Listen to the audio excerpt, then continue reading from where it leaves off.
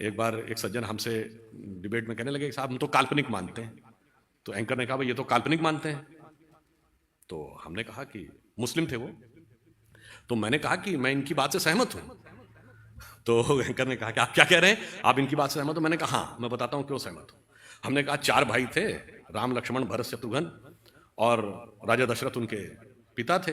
तो पिता के कहने पे राम चले गए वन में, तो लक्ष्मण भाई के रूप में वन में चले गए, भरत ने जाके वन में गए और थाली में राम की खड़ाऊ रख के लाके शासन किया। मैंने कहा एक और बाबरी परंपरा में भी एक 4 भाई थे, शुजा, मुराद, दारा और औरंगजेब।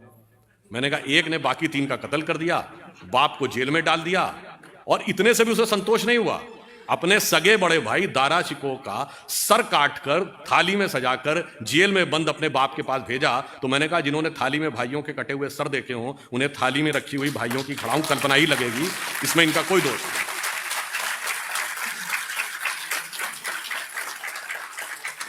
इसलिए मैंने यह कहने का प्रयास किया कि ये जो बदलाव है वो किस चीज, और मैं ये कहता हूं भाई आप किसी मजहब पंथ को मानने वाले हो, ये बता दो घर में क्या चाहते हो।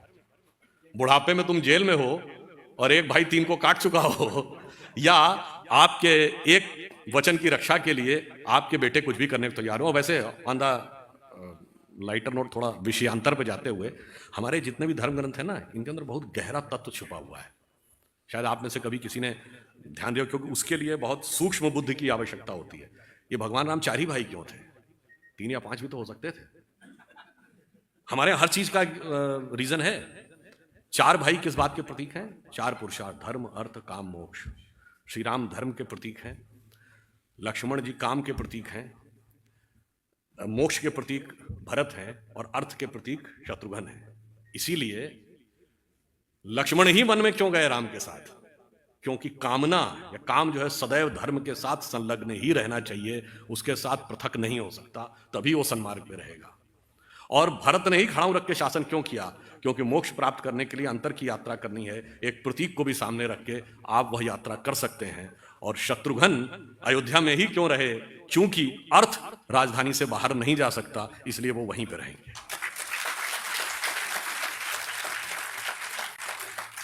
हर चीज का अपने यहां एक आधार है। अब एक और बात मैं कहता हूं, रामायण में 3 स्त्री पात्र हैं जिनको एक न एक अवसर पे दंड हुआ है।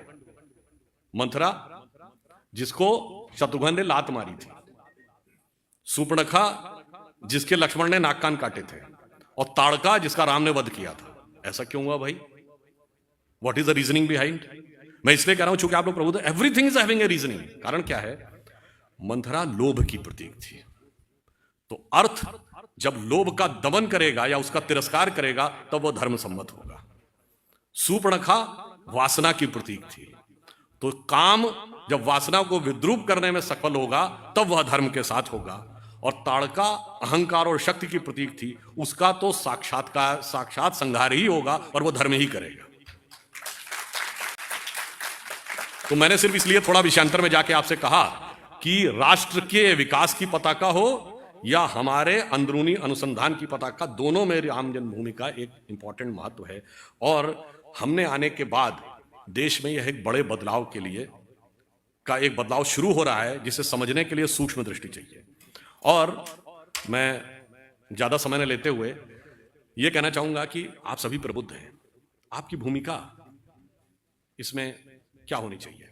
अक्सर क्या होता है कि हम भी, हमारे माताजी पिताजी दोनों टीचर थे कॉलेज में, हम लोग बहुत सारे डिस्कशंस होते थे, उनके साथी लोग आते थे सब, पर डिस्कशन होता था, ज्यादा एक्शन क्या आ जाता था, भाई ये सब राजनीति तो बेकार का क्षेत्र है, हमें इससे क्या मतलब है।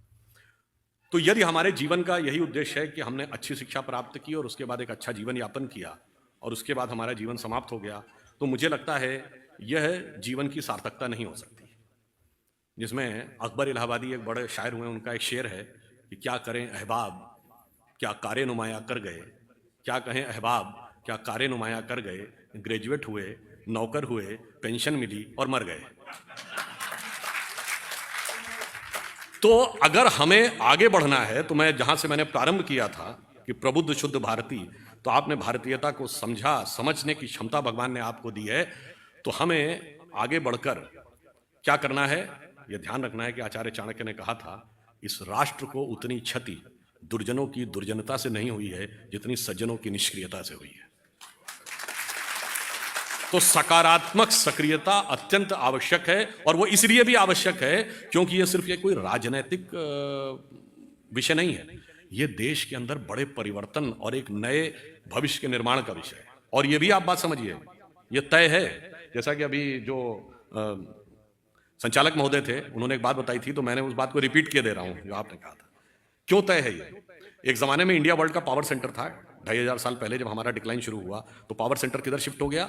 इंडिया के बाद किंग डेरियस ऑफ पर्शिया, आज का ईरान, वेस्ट की तरफ शिफ्ट हो गया। उसके बाद जब पर्शिया का डाउनफॉल हुआ तो बगदाद का एम्पायर आया, मेसोपोटामिया। उसका डाउनफॉल हुआ तो टर्किश एम्पायर आया। जब टर्किश एम्पायर का डाउनफॉल हुआ तो रोमन एम्पायर आया। यानी देखिए वेस्ट की तरफ शिफ्ट होता जा रहा है। रोमन एम्पायर का डाउनफॉल होया तो दुनिया में पुर्तगाल और स्पेन का जमाना आया। जब पुर्तगाल और स्पेन का वक्त खत्म हुआ तो ब्रिटेन और फ्रांस का जमाना आया। और जब ब्रिटिश एम्पायर डाउनफॉल हुआ तो अमेरिका का जमाना आया। अमेरिका में सबसे ज्यादा prosperous west coast, San Francisco, Los Angeles belt. फिर जापान का जमाना आया। फिर tigers of Asia Pacific, Hong Kong, Singapore, Taiwan, Macau का जमाना आया। अब चीन का जमाना है। अब अगला जमाना कहाँ है ये आप समझ लीजिए।